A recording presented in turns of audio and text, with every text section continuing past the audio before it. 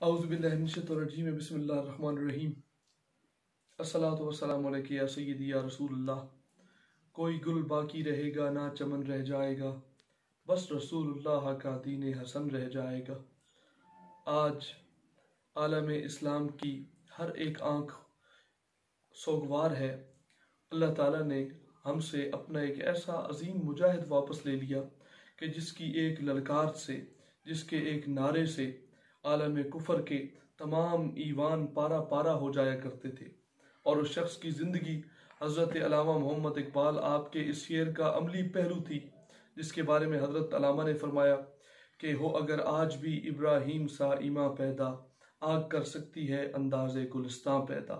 کیا ہے تو نے متاع غرور کا سودا، فریب سود و زیاں لا الہ الا اللہ۔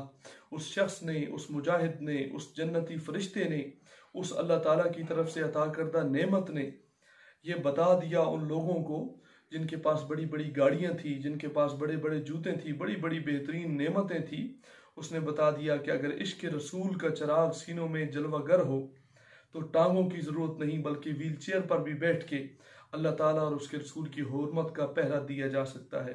اللہ تعالیٰ ان کے درجات مزید بلند فرمائے، اور اللہ تعالیٰ ہمیں ان کے نقش قدم پہ چلنے کی توفیق عطا فرمائے، اور اپنی رحمتوں سے اور ایسے بے شمار مجاہدین سے اس شخص کی کمی اس عالم اسلام میں پوری فرمائے۔